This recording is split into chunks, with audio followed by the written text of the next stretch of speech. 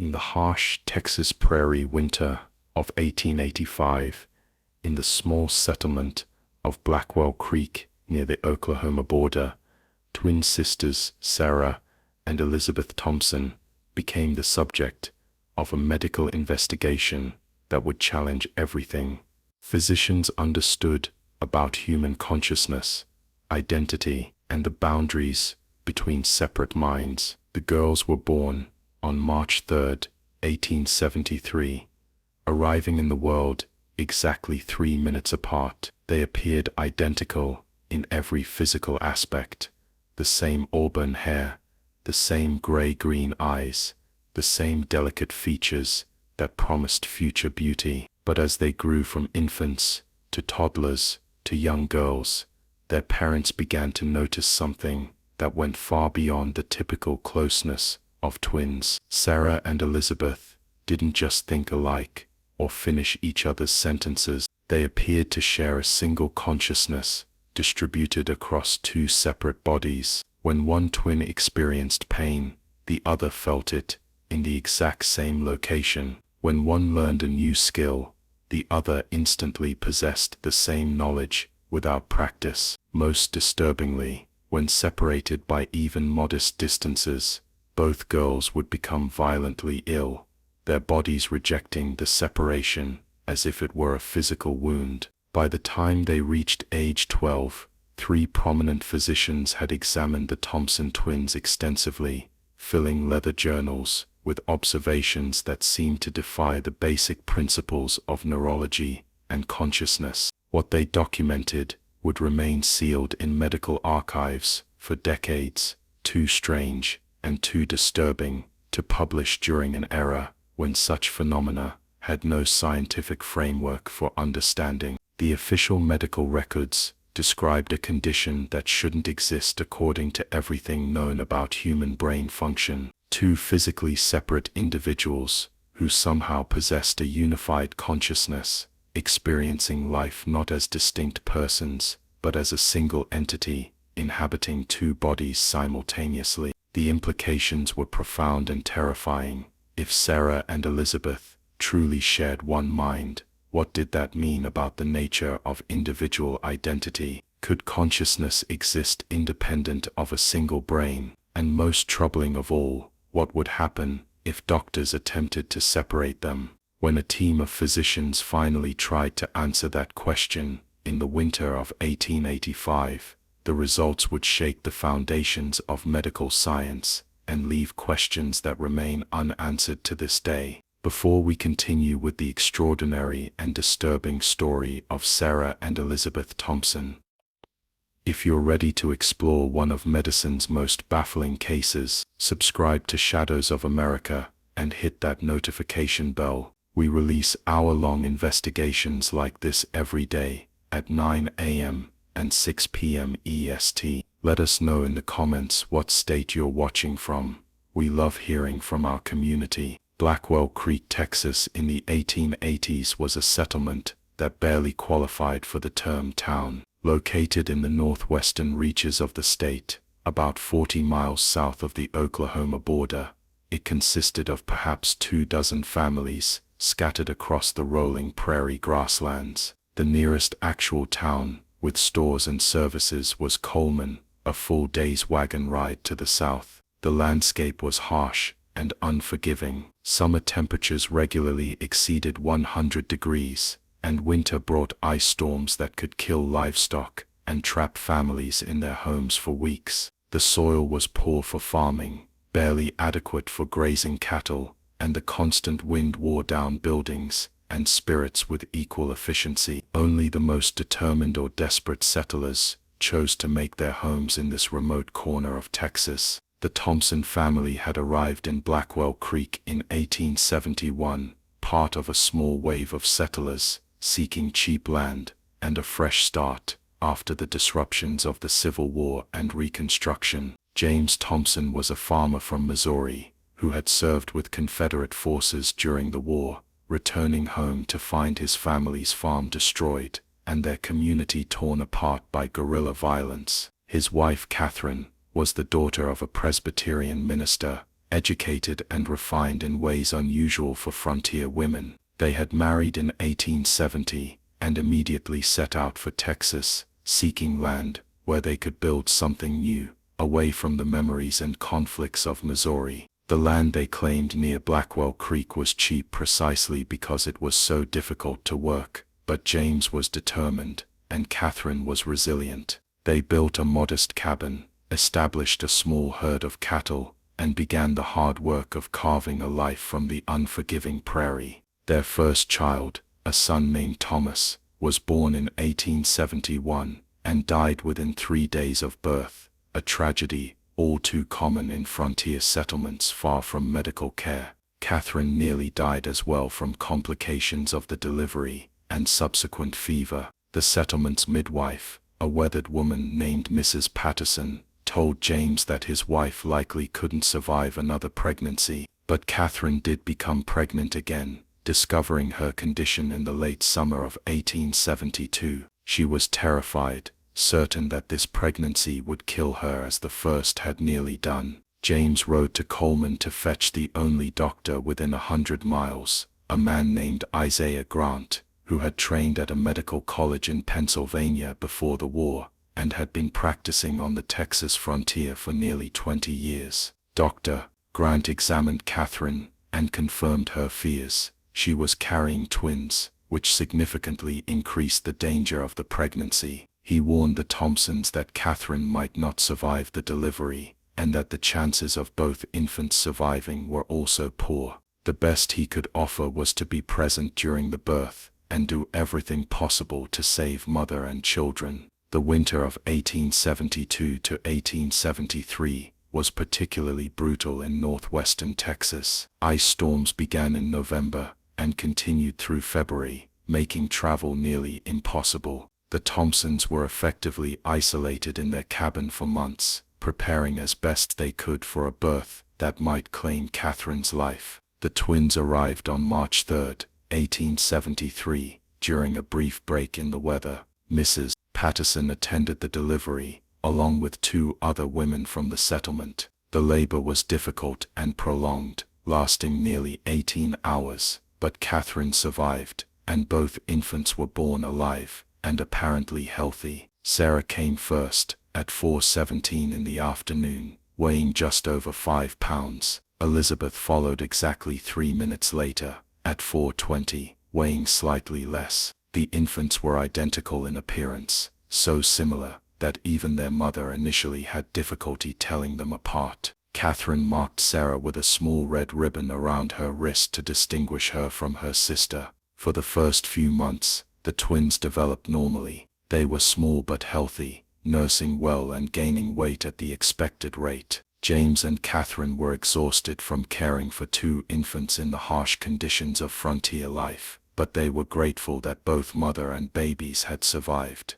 The first sign that something unusual was occurring came when the girls were about 4 months old. Catherine had placed them in separate cradles, about 6 feet apart, for an afternoon nap. Sarah fell asleep first, and moments later, without any apparent stimulation, Elizabeth's breathing synchronized perfectly with her sister's, matching the rhythm exactly. When Sarah stirred and woke, Elizabeth's eyes opened at precisely the same moment, as if she had received a signal. Catherine mentioned this to James, who dismissed it as coincidence. Twins were known to be particularly close, he reasoned, and it wasn't surprising that they might share similar sleep patterns. But the synchronized behaviors continued and intensified as the girls grew. At 6 months, when Sarah began teething and cried from the pain, Elizabeth would cry at exactly the same moment, with the same intensity, even though her own teeth showed no signs of emerging yet.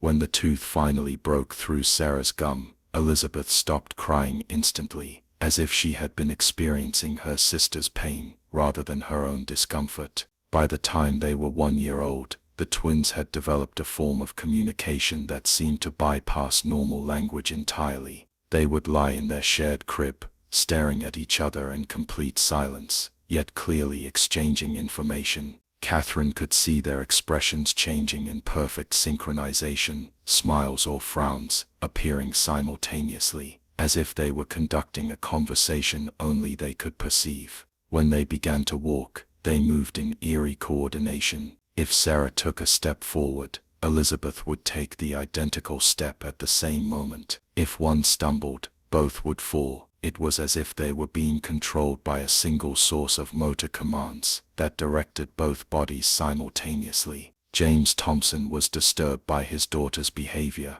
but didn't know what to make of it. He had heard stories of twins being unusually close, but nothing in his experience or knowledge prepared him for what he was observing. Catherine, more educated and more willing to acknowledge that something extraordinary was happening, began keeping careful notes about the girls' synchronized behaviors. The most dramatic evidence of the twins' unusual connection came just after their second birthday, during an accident that should have killed one of them, but instead affected both in ways that seemed impossible. It was a warm spring afternoon in 1875. James was working in the barn, while Catherine prepared the midday meal in the cabin. The twins were playing in the yard between the two buildings, under their mother's periodic observation through the cabin window. Sarah was near the cabin door, while Elizabeth had wandered closer to the barn, about 30 yards away. James was hammering a support beam when the handle of his heavy mallet broke unexpectedly.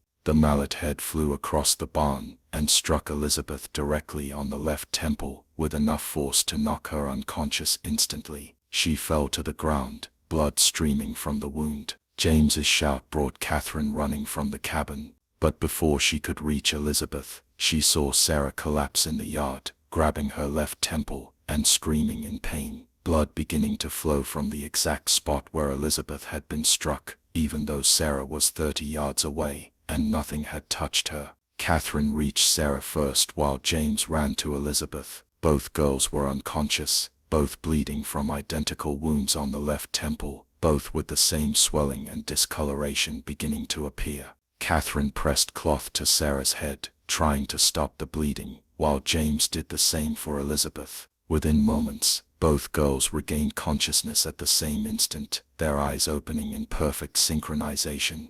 Dr. Grant was summoned from Coleman, arriving the next day, after a hard ride. He examined both girls carefully, his confusion growing as he documented his findings. Elizabeth had clearly been struck by a physical object. The wound showed all the characteristic signs of blunt force trauma, but Sarah's wound was identical in location, size and severity. Despite the fact that nothing had struck her, the wounds healed at exactly the same rate. When Dr. Grant removed the bandages from Elizabeth's head 5 days later, he found that Sarah's bandages removed at the same moment revealed an identical state of healing. When one girl's wound began to scab over, so did her sister's. When the scabs fell away, they left matching scars on both temples. Dr. Grant had no explanation for what he had observed. He carefully documented the incident in his medical journal, noting that he had verified through multiple witnesses that Sarah had not been struck by anything, yet she had sustained a wound identical to her sister's at the exact moment Elizabeth was injured.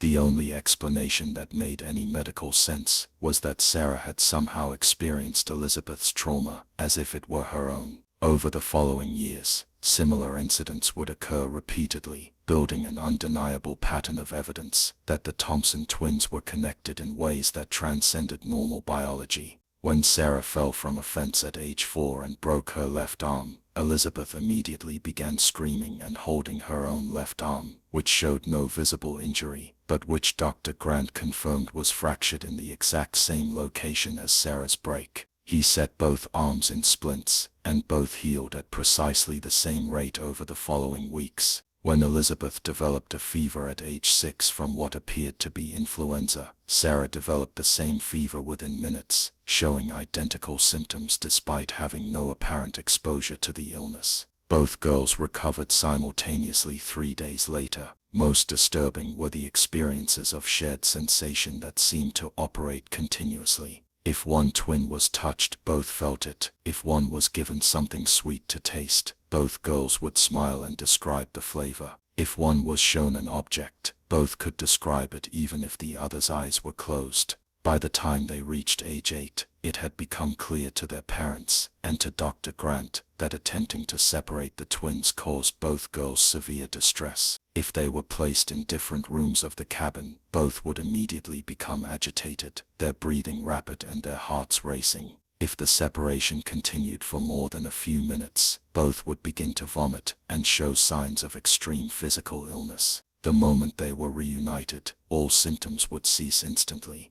Dr. Grant began conducting careful experiments to understand the nature and extent of the connection between the twins. He would have the girls sit back to back so they couldn't see each other, then present various stimuli to one twin while observing the other's reactions. When he pricked Sarah's finger with a needle, Elizabeth jerked her hand away and cried out in pain, her own finger showing a red mark where the needle had touched her sister's skin. When he showed Elizabeth a series of cards with different images, Sarah could describe each image accurately without seeing the cards herself. When he whispered a complex sequence of numbers to one twin and asked the other to repeat it, she could do so perfectly without having heard the whispered message. The girls seemed to have complete access to each other's sensory experiences. They shared not just pain and emotion but sight, sound, taste, and touch. It was as if there were no barriers between their consciousnesses, as if they were a single mind experiencing the world through two sets of senses simultaneously.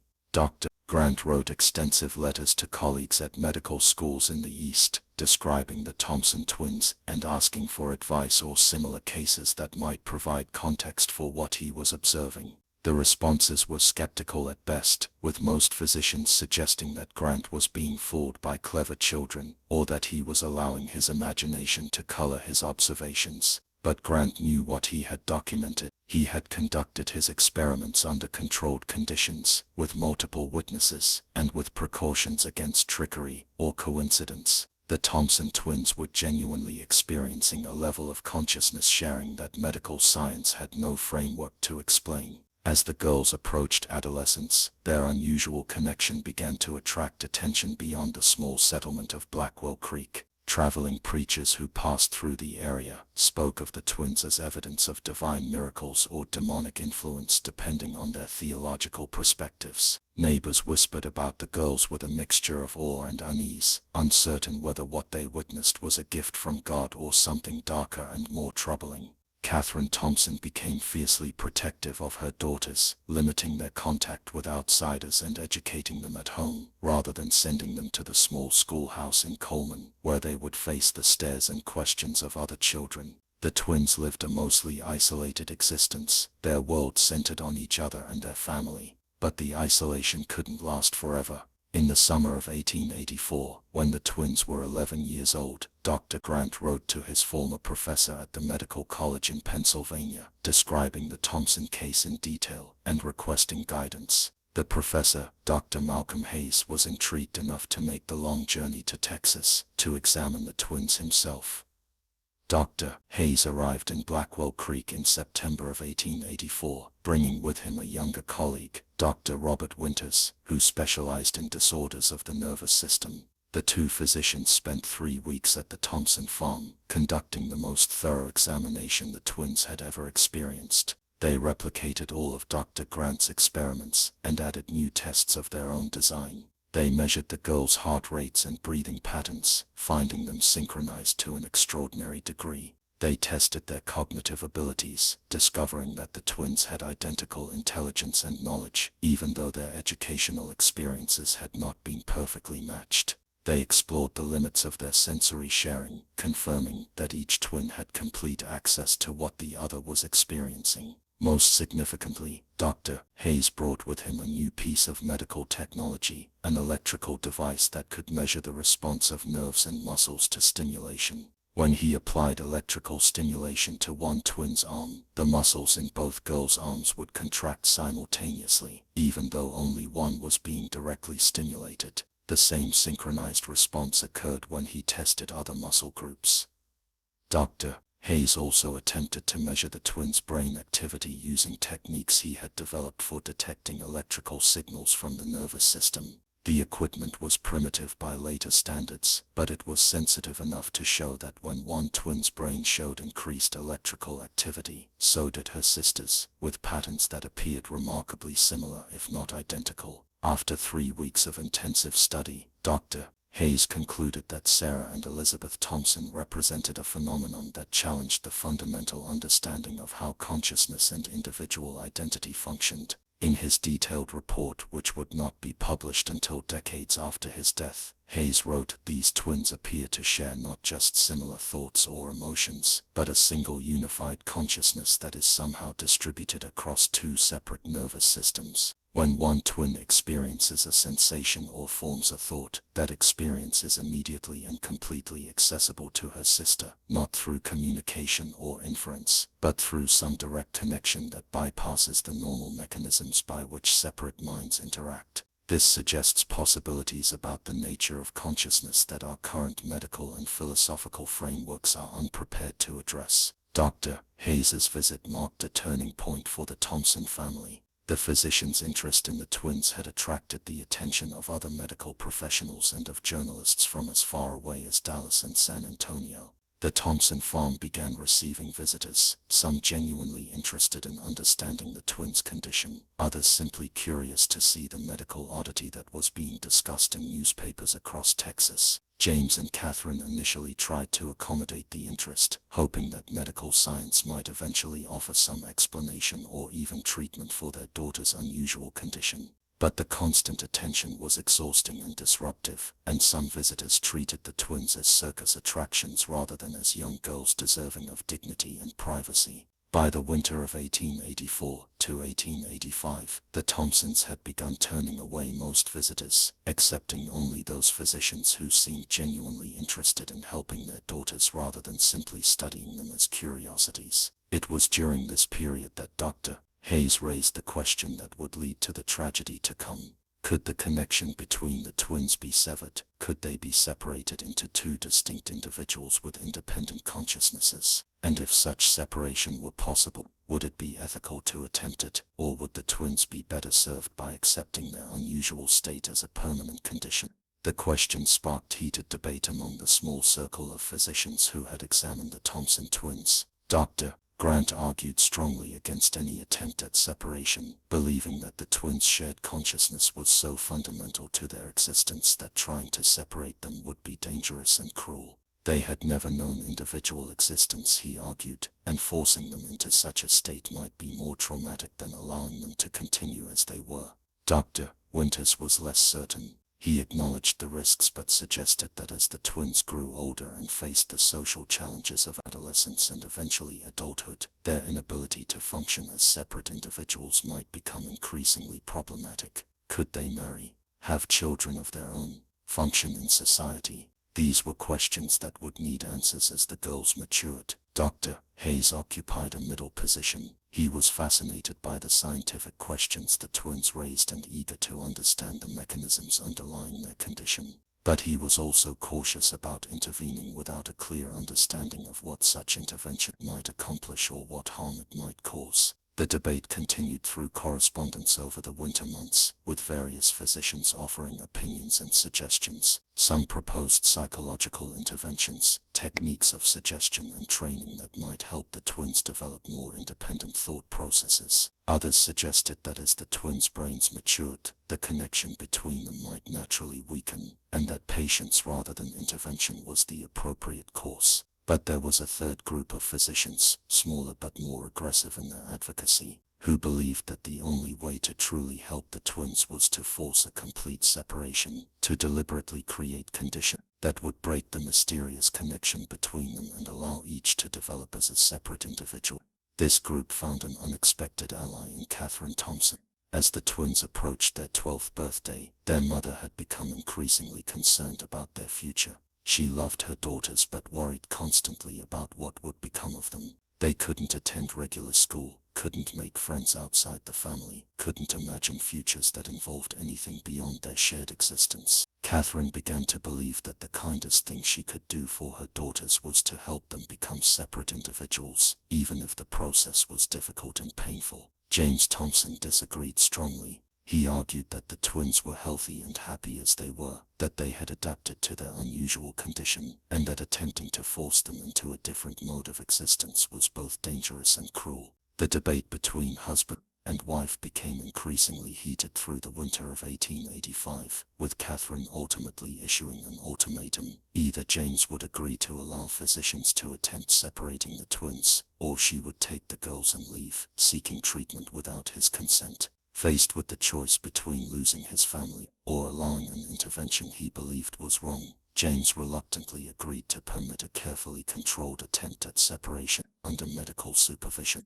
Dr. Hayes was contacted and agreed to oversee the procedure, bringing Dr. Winters to assist. The attempt would take place at the Thompson farm in February of 1885, during a period when the harsh weather would ensure privacy and minimize the chance of unwanted visitors witnessing whatever occurred. What happened during that cold February week would be partially documented in medical records that were immediately sealed and not opened until decades later.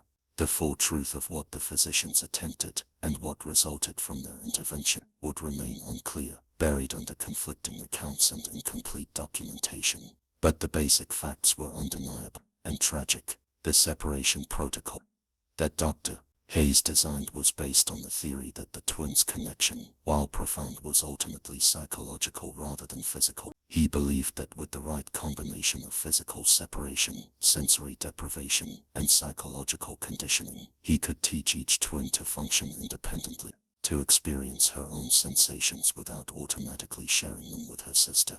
The procedure began on February 8, 1885. The twins were placed in separate rooms at opposite the Thompson cabin, with heavy blankets hung over the connecting doorways to block sound and prevent any visual contact. Each girl was attended by a different adult, Sarah by her mother, Elizabeth by Mrs. Patterson, who had agreed to assist despite her reservations about the entire undertaking. The plan called for gradually increasing periods of separation, starting with just 30 minutes and extending over the course of several days to longer durations. During the separation, each twin was to be engaged in different activities, exposed to different stimuli, encouraged to think of herself as an individual, rather than as part of a shared consciousness. The first separation lasted only 20 minutes before both girls became so distressed that Dr. Hayes ordered them reunited. Both had immediately begun showing signs of severe physical illness, rapid heartbeat, sweating,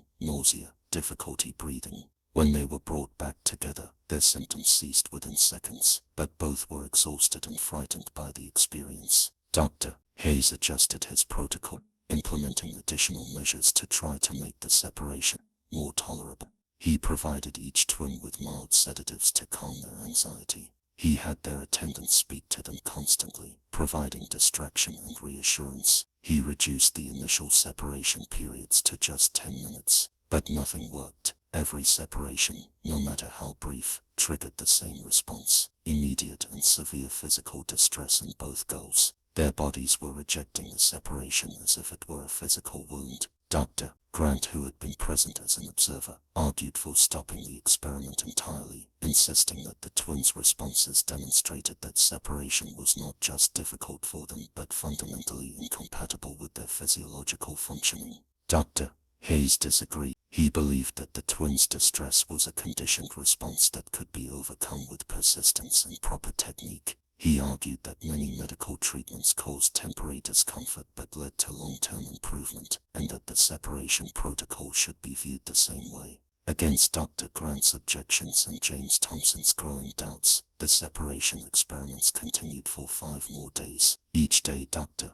Hayes attempted longer periods of separation, hoping that the twins would gradually adapt to the experience. Each day the result was the same: severe distress that seemed to worsen rather than improve with repetition. By February 13th, both twins were showing signs of serious physical decline. They had lost weight, having eaten almost nothing since the experiments began. Their skin had taken on a grayish pallor. They seemed constantly on the verge of collapse, clinging to each other desperately whenever they were allowed to be together, as if afraid they would be separated again at any moment. Catherine Thompson, who had initially been the strongest advocate for the separation, was horrified by what the procedure was doing to her daughters. She told Dr. Hayes that the experiment needed to stop, that whatever benefit might theoretically come from separation was not worth the obvious suffering it was causing. But Dr. Hayes was convinced that the twins were close to a breakthrough, that their resistance to separation was weakening, that a few more days might achieve the goal of establishing them as independent individuals. He persuaded Catherine to allow one final attempt, a separation that would last 12 hours through the night of February 14th, into the morning of February 15th. If the twins could survive that extended separation, he argued, it would prove that they could function independently. If they couldn't, then he would acknowledge that separation was impossible and recommend abandoning the attempt. James Thompson argued against this final trial, sensing that his daughters couldn't survive what was being proposed. But he was outnumbered by the physicians and by his wife, who trusted Dr. Hayes's medical judgment despite her growing misgivings. The final separation began at 8 p.m. on February 14th, 1885. Sarah was placed in the room at the far eastern end of the cabin, with Catherine and Dr. Winters in attendance. Elizabeth was taken to the western room, with Mrs. Patterson and Dr. Hayes supervising. Dr. Grant remained in the central area of the cabin, monitoring the situation and ready to intervene if needed. For the first hour, both girls were awake, calling out to each other, begging to be reunited. Their voices were heartbreaking in their desperation, and more than once, Dr. Grant insisted that the experiment should be stopped. But Dr. Hayes argued that they needed to get through this initial period of distress to see if adaptation would follow. The sedatives that Dr. Hayes had administered eventually took effect, and both girls fell into an uneasy sleep around 10 p.m. For several hours, they remained unconscious, their attendants watching over them by lamplight.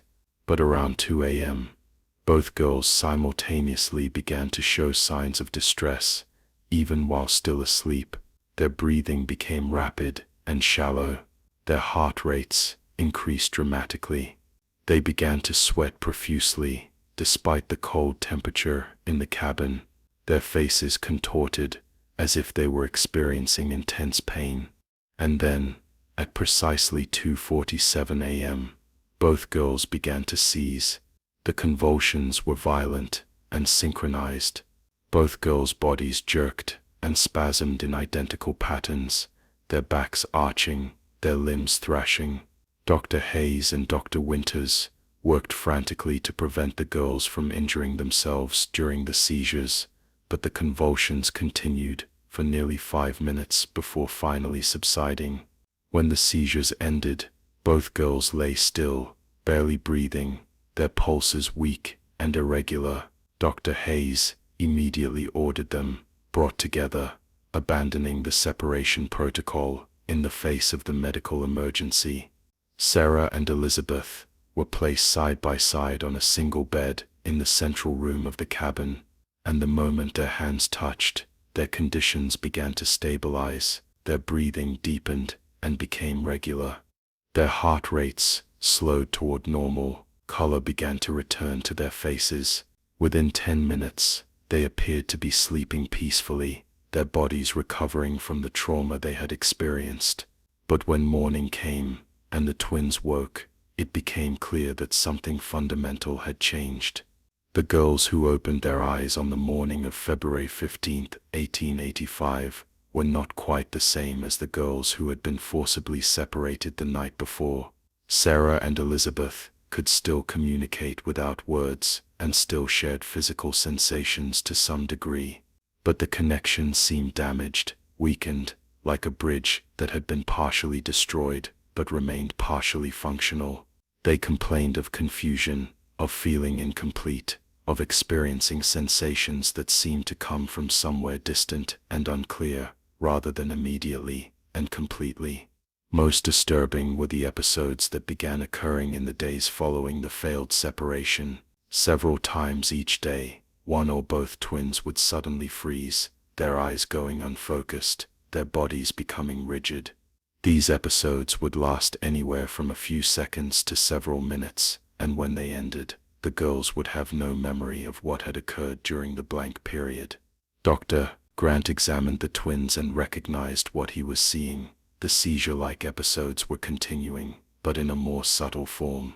The violent convulsions of the night of February 14th had given way to absent seizures, brief periods when the twins' consciousness seemed to simply stop functioning.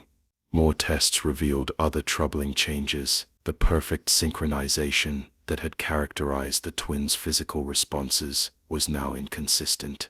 Sometimes they still responded identically to stimuli, but other times their reactions were delayed or different. Their ability to share sensory experiences had become unpredictable. Sometimes they could perceive what the other was experiencing, other times they couldn't. Dr. Hayes was devastated by what his intervention had caused. He had not separated the twins into independent individuals as he had hoped. Instead, he had damaged the unique consciousness they shared, leaving them in a state that seemed worse than their original condition. They were neither fully connected, as they had been, nor successfully separated, as he had intended. They were stuck in between, their shared consciousness disrupted, but not replaced by independent ones. The physician wrote a detailed report of what had occurred, taking full responsibility for the harm caused by his intervention. He recommended that no further attempts at separation be made, that the twins should be allowed to remain together constantly, and that they should receive whatever medical care might help stabilize their condition and prevent further deterioration. But the damage had been done. Over the following months, the twins' condition continued to decline. The absent seizures became more frequent and lasted longer. They began having difficulty forming new memories, forgetting conversations and events that had occurred just hours earlier. Their ability to speak became inconsistent. Sometimes they could communicate normally. Other times they seemed unable to find words or form coherent sentences. James and Catherine Thompson watched helplessly as their daughters slowly deteriorated. They tried everything suggested by the various physicians who continued to consult on the case: special diets, herbal treatments, periods of complete rest. Nothing helped. The consciousness that Sarah and Elizabeth had shared, that remarkable unified mind that had existed across two bodies, was fragmenting, breaking down in ways that no medical intervention could prevent or repair.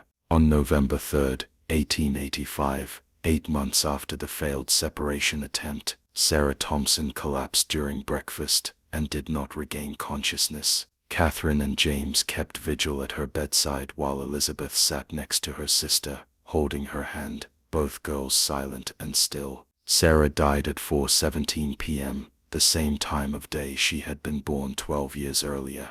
The moment her heart stopped, Elizabeth gasped, her own heart seeming to skip several beats before resuming a irregular rhythm. Dr. Grant, who was present, noted that Elizabeth showed all the physical signs of shock, as if she had experienced her sister's death as a trauma to her own body. Elizabeth survived for 9 more days, but she was never truly conscious during that time. She lay in bed, her breathing shallow, her eyes sometimes open but unseeing. Her body going through the basic functions of life, but without any apparent awareness or personality animating it. When she finally died on November 12, her passing was quiet and almost unnoticed. She simply stopped breathing, and no one could say precisely when her life had ended and death had begun. The twins were buried together in a single large coffin, their bodies positioned as they had always slept in life, facing each other, hands clasped. James carved a simple marker that read, Sarah and Elizabeth Thompson, 1873 to 1885. They shared everything. Dr. Hayes, tormented by guilt over his role in the twins' decline and death, left Texas shortly after their burial and never practiced medicine again. He died in 1889, reportedly from alcohol-related illness, having spent his final years in isolation and depression. His detailed reports on the Thompson twins were found among his papers after his death and were immediately sealed by medical authorities, deemed too disturbing and too controversial to be made public. Dr. Grant continued practicing medicine in Coleman until his death in 1903. He never spoke publicly about the Thompson twins, but his private journals discovered decades later contained extensive reflections on the case and on the ethical questions it raised about medical intervention. In one entry from 1891, he wrote, "We are too quick to view unusual conditions as problems requiring correction, too ready to assume that our normal mode of existence is the only acceptable one.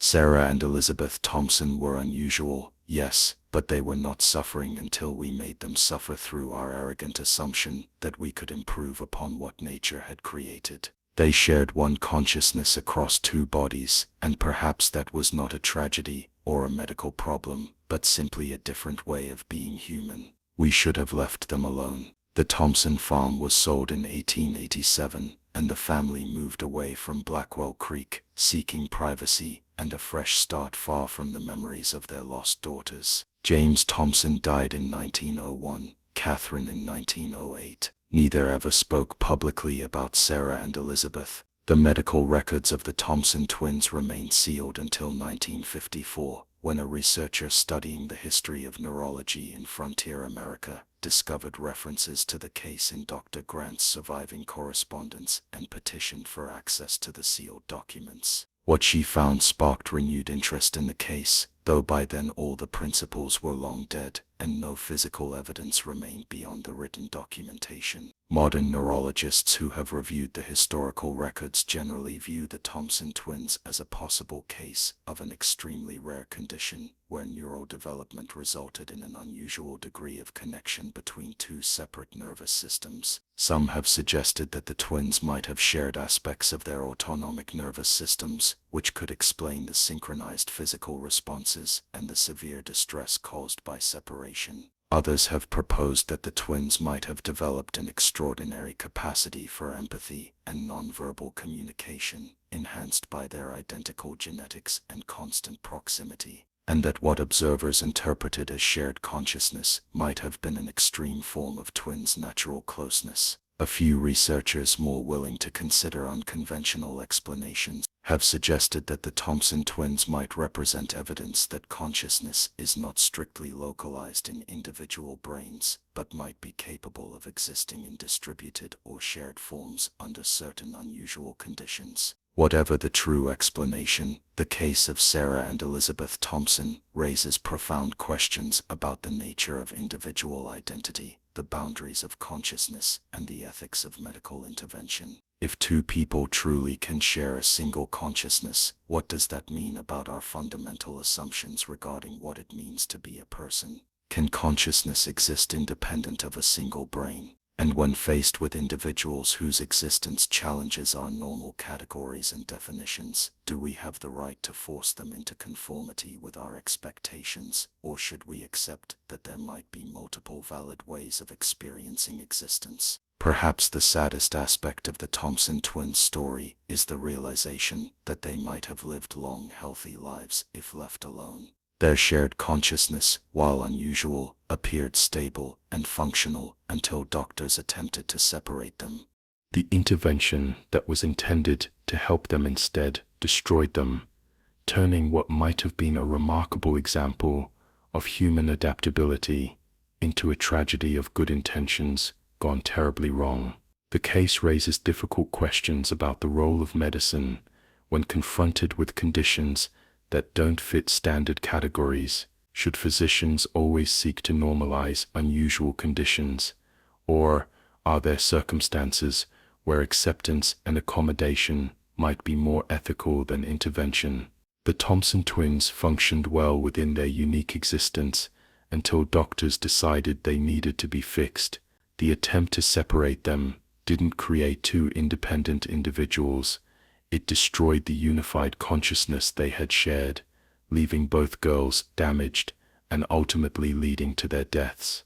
Modern medical ethics would likely view Dr. Hayes's intervention as a clear violation of the principle of first, do no harm. The twins were not suffering before the separation attempts began.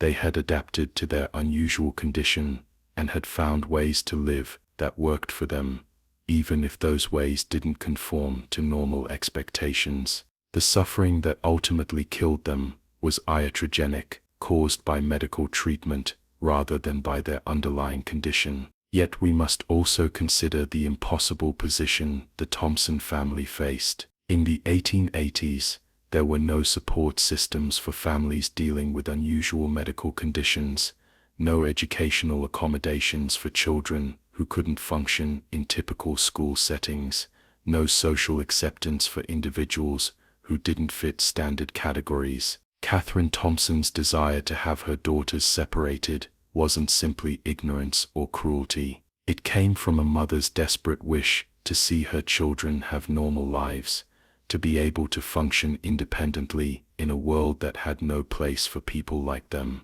The tragedy of the Thompson twins is not just their deaths, but the larger question of how society responds to human difference. When confronted with individuals whose existence challenges our assumptions about identity, consciousness, and normality, do we seek to understand and accommodate them, or do we try to force them into conformity? The Thompson twins paid with their lives for our inability to accept that there might be more than one way to be human. In the decades since the case was unsealed and became known to medical historians, several other cases of twins showing unusual degrees of connection have been documented, though none as extreme as what the Thompsons experienced. Modern neuroscience has identified various ways that twin development can lead to heightened synchronization, from shared blood supply in utero to enhanced empathy pathways that develop through constant childhood proximity.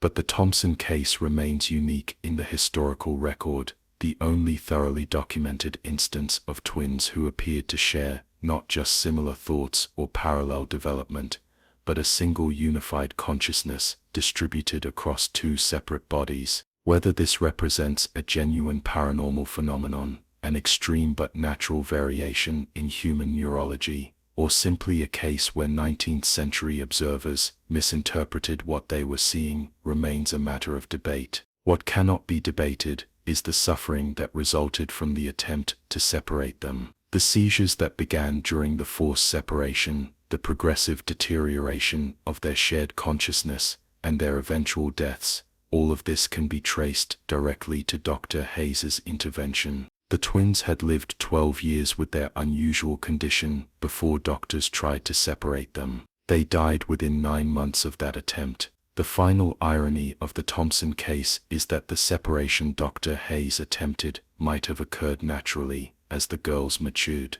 There is some evidence in the medical records that the intensity of their connection was beginning to fluctuate in the months before the intervention, possibly as a normal part of adolescent development. They might have gradually developed more independent identities while maintaining their remarkable bond, but we will never know, because the forced separation destroyed their consciousness before natural development could take its course. In a cemetery near the town of Coleman, Texas, there is a grave marker that visitors occasionally seek out, drawn by knowledge of the story behind the names carved in weathered stone. The grave contains 2 bodies in a single coffin, buried as they had lived together. Local historians say that for years after the burial, people reported seeing 2 identical figures standing near the grave at dusk, though these sightings gradually ceased as the generation that had known the twins passed away. Whether these apparitions were genuine hauntings, grief-induced hallucinations, or simply folklore that grew around a tragic story, they reflected something important: the sense that Sarah and Elizabeth Thompson had never truly been 2 separate individuals who died separately. They had been one consciousness that happened to inhabit 2 bodies, and when one half died, the other could not survive alone. They had shared everything in life, including the tragedy that ended it. The Thompson twins remind us that consciousness remains one of the great mysteries of existence. Despite centuries of philosophical inquiry and decades of advanced neuroscience, we still don't fully understand what makes us who we are, how individual identity forms, or whether the boundaries we perceive between separate minds are as solid as they appear. Sarah and Elizabeth Thompson lived as evidence that those boundaries might be more fluid than we assume, that consciousness might be capable of configurations we haven't imagined.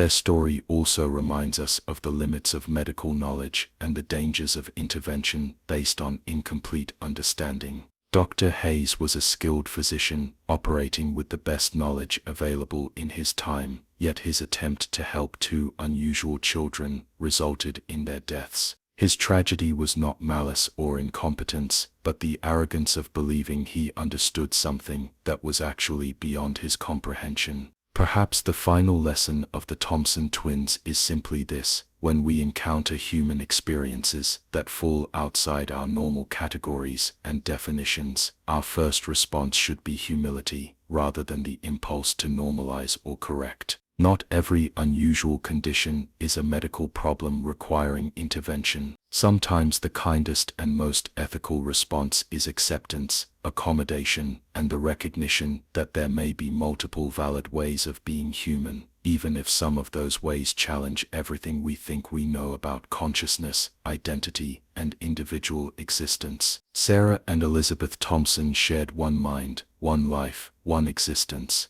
They were born together, lived together, and died together. Whether we view their condition as a medical anomaly, a neurological curiosity, or evidence of possibilities about consciousness that science has yet to understand, we cannot escape the fundamental tragedy of their story, that they might have lived long, full lives, if only we had been willing to let them be what they were, rather than trying to force them to become what we thought they should be. The past is never truly buried. It remains in weathered grave markers, sealed medical records, and cautionary tales about the limits of our understanding. The story of Sarah and Elizabeth Thompson, the twins who shared one mind and paid with their lives when doctors tried to separate them, reminds us that some mysteries are not meant to be solved through intervention, and that sometimes the greatest wisdom lies in accepting what we cannot fully understand. What do you think about this case? Could two people genuinely share a single consciousness, or was there a medical explanation the doctors simply couldn't identify?